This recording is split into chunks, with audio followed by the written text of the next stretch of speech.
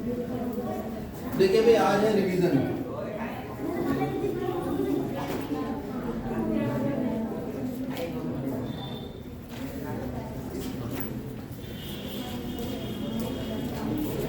गणित का रिवीजन करेंगे आज। पार्ट नंबर कौन सा था? 2। दूसरे पार्ट में हमने आपसे कहा था आप घंटे पढ़ के आए हैं, तो आप बहुपद पढ़ के आए होंगे। बहुपद का नाम रखते हैं पी एच, और बहुपद इस तरह का होता है।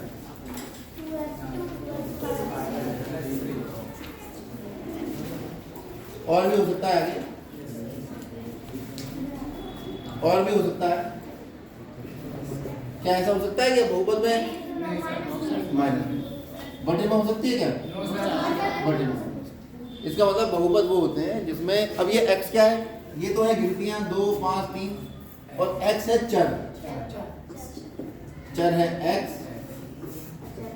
और अचर है 2, 3, 5। ये क्या है? अचर। तो चर और अचर का जब हम मिक्सचर बना देते हैं, ठीक है, तो बन जाता है बहुपद। चर को अचर को जब जोड़ते हैं, पहले तो ये देखो, चर और अचर को हम गुणा कर दें, तब क्या बनता है?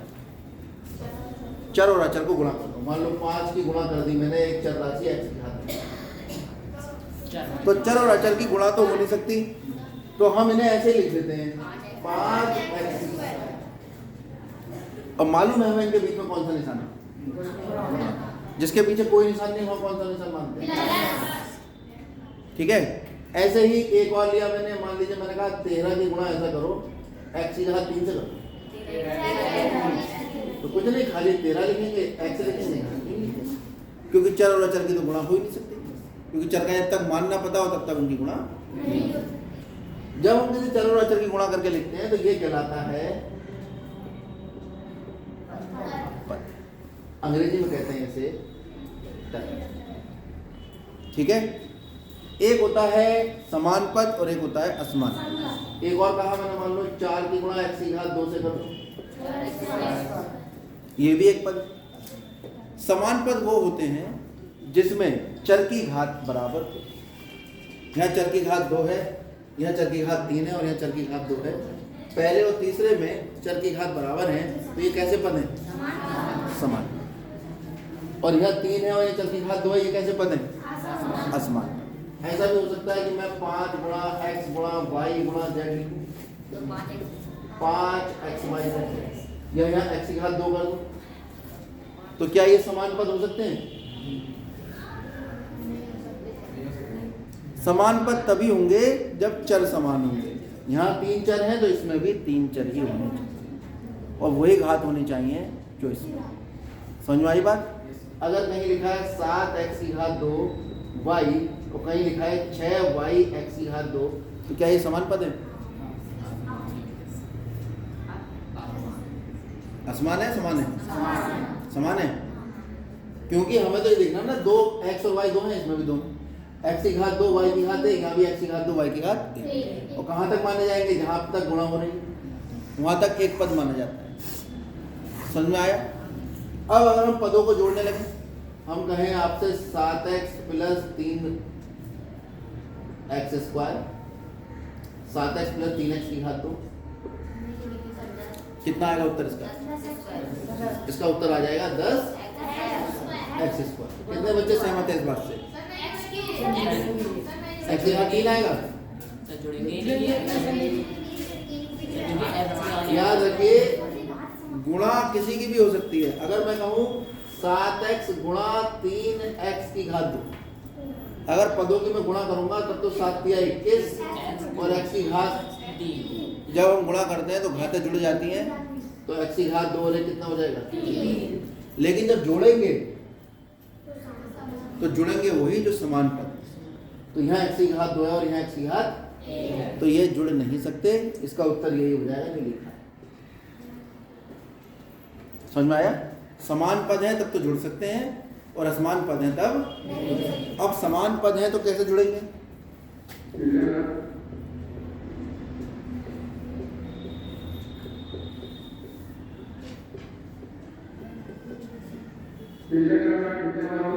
बताओ जरा।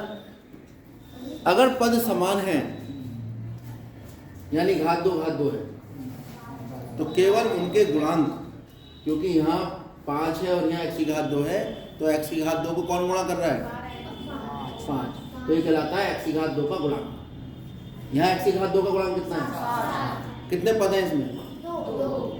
अब कितने हो गए? ठीक है, और ये कितने पद हैं?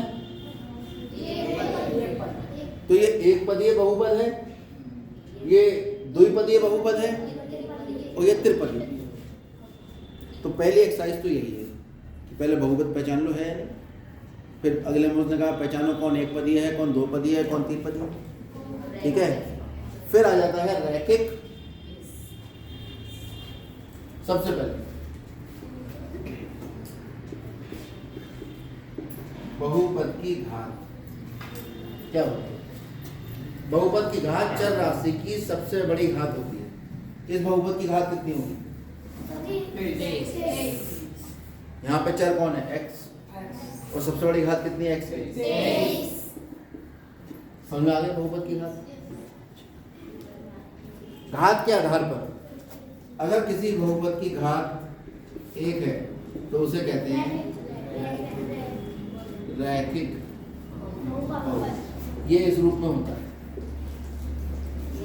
उदाहरण 7x plus 5x plus 32x plus 5, फिर घात 2, इसे कहते हैं द्विघात बहुपद। इसमें होती है सबसे बड़ी घात 2 प्लस bh। उदाहरण 7x स्क्वायर प्लस 3x। ठीक है, उसके बाद आता है घात 3।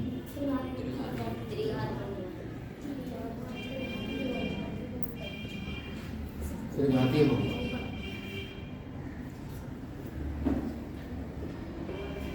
ax की घात 3 प्लस cx प्लस, इसका अंग्रेजी में नाम है लीनियर, और अंग्रेजी में बहुपद को कहते हैं क्वाड्रेटिक। कोई दिक्कत? इसे कहते हैं क्वाड्रेटिक, QUA,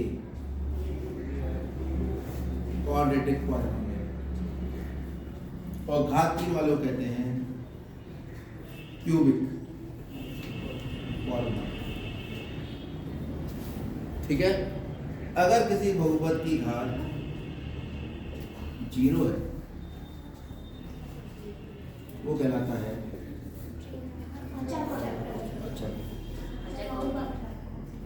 अचल बहुपद है कि बहुपद खाली किसी संख्या के बराबर। एग्जाम्पल 7x की घात 3, 12x की घात 2, ये सब ये x नहीं होगा।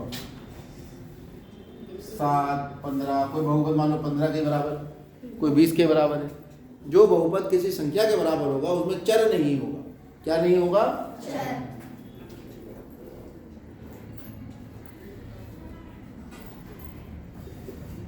चर से स्वतंत्र होगा, जिसमें चर नहीं होगा। ऐसे लिख लो, जिसमें चर नहीं। ऐसे बहुपद को क्या कहते हैं? और अचर बहुपद की घात कितनी होती है? ठीक है, और एक बहुपद है शून्य बहुपद। शून्य बहुपद वो होता है जो खुद ही शून्य के बराबर हो।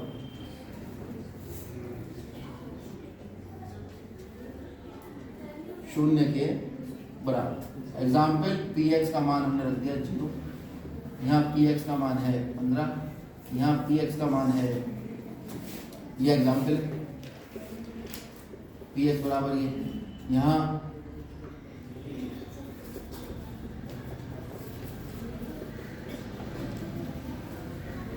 ये आप सारणी बना दो जिससे आपको हमेशा पता रहे कि कौन क्या होता है, क्योंकि जब एग्जाम में पेपर में आता था तो तुम सबने पढ़ रखा था लेकिन कर नहीं पाया जाता बच्चे।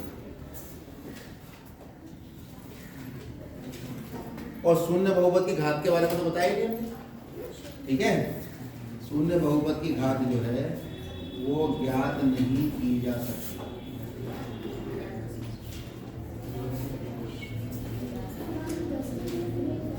या अनंत भी होती है।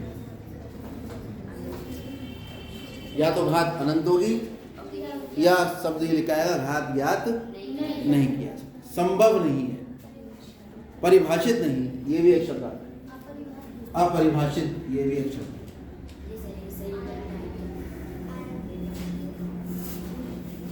कौन सा बहुपद? शून्य बहुपद। शून्य बहुपद कौन है? जो खुद ही शून्य के बराबर है, उसकी घात को आप ज्ञात नहीं कर सकते। समझ में आ गई बहुपद की इतनी बात? चलो आगे बढ़ते हैं।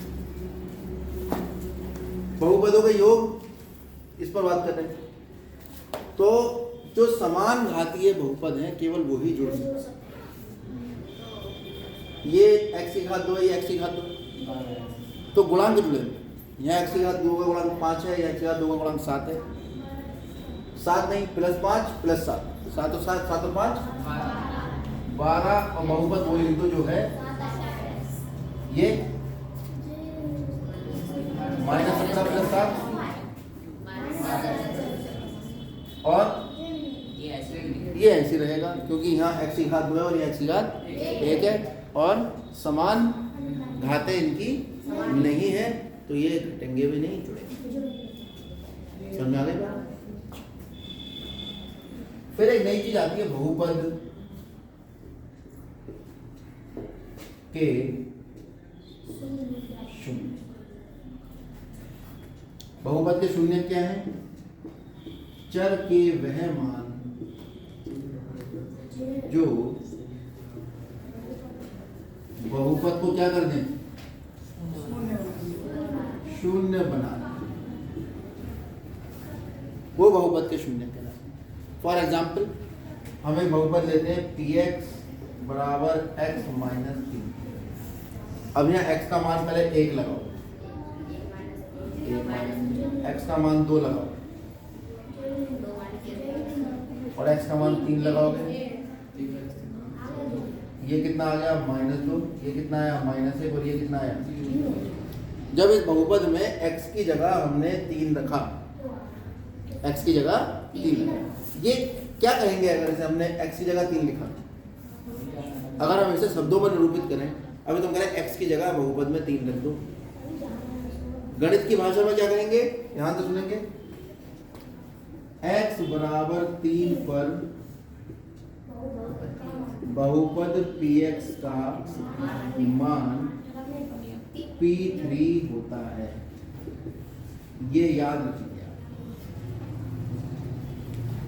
किसी बहुपद में चर का जो मान हम रखते हैं उस पर, जैसे हमने लिख दिया p5, p5 क्या है?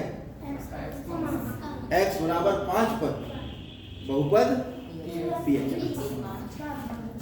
सवाल किताबों में कुछ ऐसे दिखाया है, x बराबर a पर बहुपद px का मान कितना होगा? p1 होगा।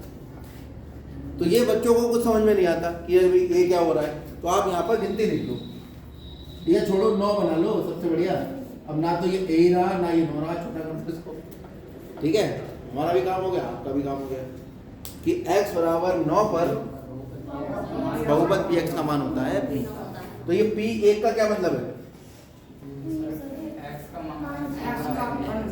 x बराबर 1 पर बहुपद p2 का क्या मतलब है?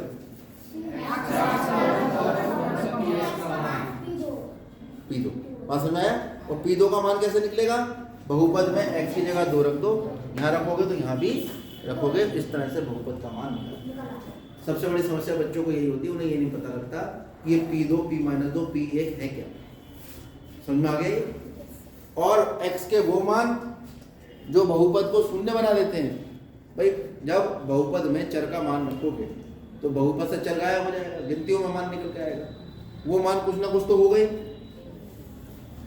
अगर वो शून्य है, अगर वो तो जिस x के मान को बहुपद में रखा था वो मान क्या कहलाता है? शून्य को अंग्रेजी में कहते हैं जीरोज।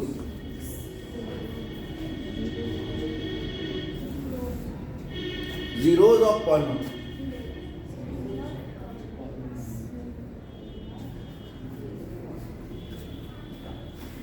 अब आपसे अगला सवाल ये है कि क्या दुनिया में x बराबर 3 के अलावा और भी कोई मान है जो इस बहुपद को शून्य के बराबर कर दे? फिर जवाब या तो हाँ होगा या ना होगा, बताओ। क्या कोई ऐसा मान है x का 3 के अलावा इस बहुपद के लिए जो इसे शून्य के बराबर रख दे? नहीं। चल एक एग्जाम्पल और, px बराबर x की घात 2 माइनस 4, ठीक है। यहाँ बहुपद में रखो, p का मान मैंने रखा 0, तो 0 का वर्ग माइनस 4 आ जाएगा। p का मान 1 रखा, 1 का वर्ग माइनस 4, 1 माइनस 4 माइनस 3 आ गया।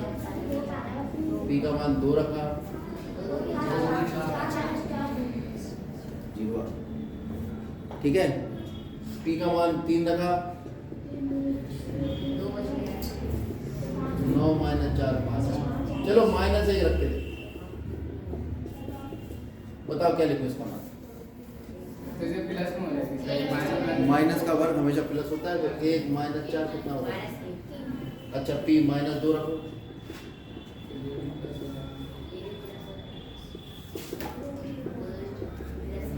यानी p माइनस 2 कितना आ रहा है? तो हमने देखा इस बहुपद के शून्य कौन कौन होंगे? कौन कौन से होंगे? प्लस के 2 और यहाँ तो 2 निकल आए, 3 भी तो निकल सकते हैं, क्यों 4 भी निकल सकते हैं। क्या इस बहुपद के इसके अलावा कोई शून्य है? तो ये सवाल तो बड़ा टिपिकल हो गया भाई। ऐसे तो जिंदगी भर हम याद ही करते रहेंगे। अभी तो हम 1 2 रख रहे हैं, फिर हम 1/2 भी रखेंगे, फिर हम 3/5 भी रखेंगे, तो इस सवाल का तो हमें कोई जवाब मिलेगा ही नहीं, ठीक है। तो ये पाया गया, तो इसके लिए क्या करें? क्या निकाल रहे हैं? किसके? शून्य क्या कर रहा है? बहुपद के मान को।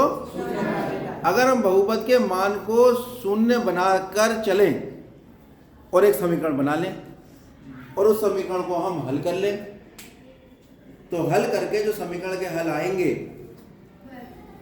वो बहुपद के क्या निकल कर आएंगे?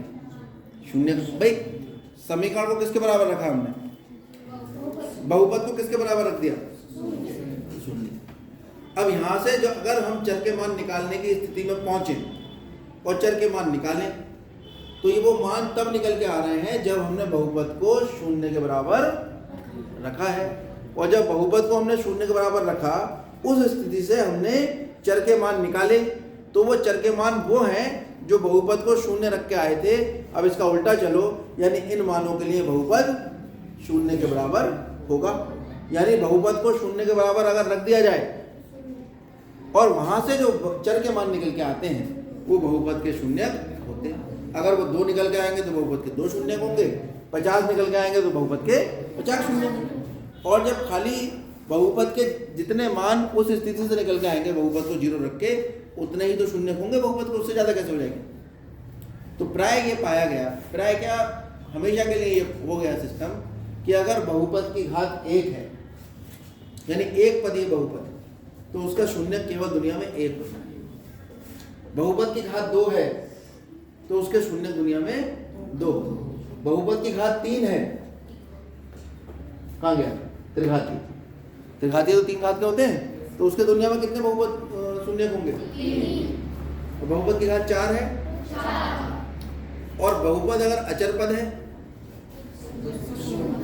बहुपद अगर अचर पद है, px बराबर है 5, ये बहुपद है, तो इसके कितने शून्य होंगे? 0। कितने शून्य होंगे? 1 होगा। बताओ कौन सा होगा? अब तुम अगर p का मान 1 रखोगे तो भी 5 रहेगा, 2 रखोगे तो भी 5 रहेगा। तो इस बच्चे ने बिल्कुल सही बताया, अचर बहुपद के शून्य होते ही नहीं, क्योंकि अचर पद में तो x है ही नहीं, और x के मान रखने के बाद तो शून्य निकलते हैं, वो 0 बना दे। ये कभी जीवन में 0 नहीं होगा। 5 कैसे 0 हो जाएगा? 5 0 हो कैसे जाएगा?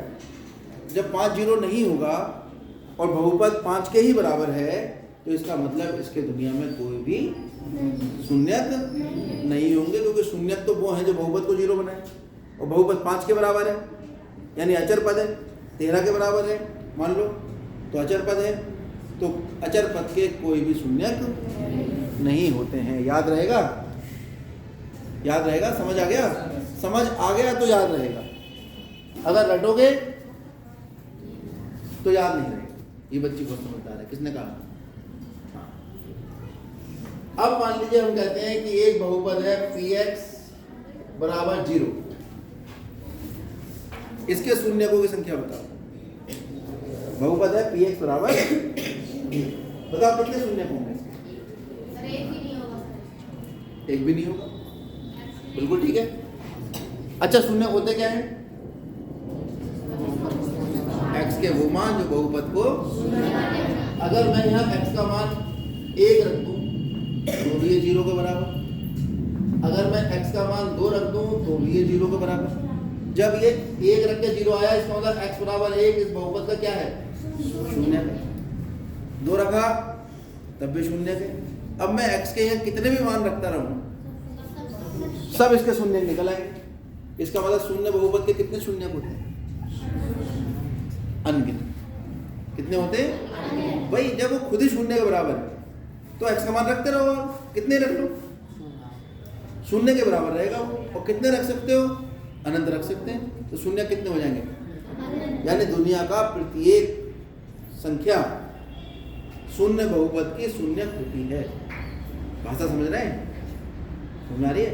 दुनिया की प्रत्येक संख्या शून्य बहुपद की। अचर पद के कितने शून्य होते हैं? एक बोला मुझे भी, एक भी नहीं बोला। अच्छा, और एक द्विघातीय बहुपद के कितने शून्य होते हैं? रैखिक बहुपद के कितने शून्य होते हैं? त्रिघातीय के कितने शून्य होते हैं? अब सुनना, क्लियर हो गई बात? शून्य का कंसेप्ट क्लियर हो गया? वो सवाल समझ में आ गए जो एग्जाम में आए थे कि शून्य बहुपद की घात होती है कितनी? आप परिभाषा। द्विघात बहुपद की घात होती है 2। अचर बहुपद की घात होती है 1 भी नहीं, शून्य। ठीक है, क्लियर हो गया? कहाँ है डस्टर? बताओ। अब आप दोबारा से प्रश्नावली के सभी सवालों को करेंगे दोबारा। अब तो और अच्छे से आ जाएंगे। ठीक है, तो नई कॉपी बना लो, चाहे उसी कॉपी में आगे लिख दो पुनरावृत्ति, और आप सारे सवाल करके लेके आएंगे। और जो आपसे नहीं होगा, क्योंकि ये चैप्टर तो हो चुका है, वो आप हमसे कल पूछेंगे, और कल आपने नहीं पूछे तो फिर हम पूछेंगे बोर्ड पे बुला के। तो फिर तो आपको आ गया ना, अगर नहीं पूछ रहे हो तो। ठीक,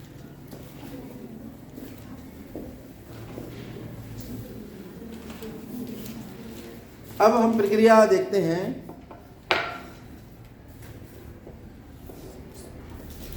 किसी बहुपद के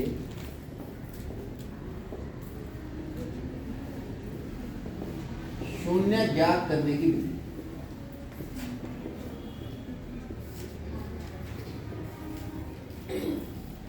अब आप इस तरह से अपने नोट सुनाएं। सबसे पहले क्या करेंगे? एक क्वेश्चन ले लेते हैं हम। मान लीजिए ये बहुपद है हमारे पास x-3, इसके हमें शून्य ज्ञात करने हैं।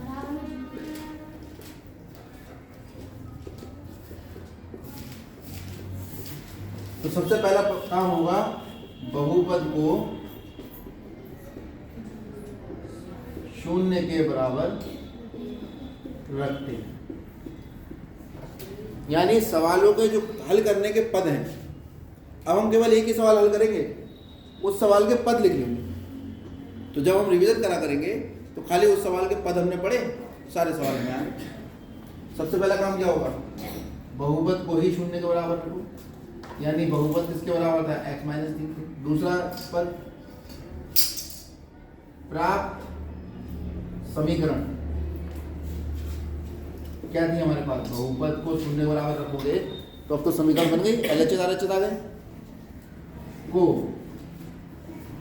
हल करेंगे। हल करोगे, x-3 बराबर 0 को हल करने का मतलब है x का मान निकाल दो, -3 इधर जाकर प्लस हो जाएगा, तो x बराबर कितना आ गया? नंबर 3 प्राप्त समीकरण x बराबर 3 के हल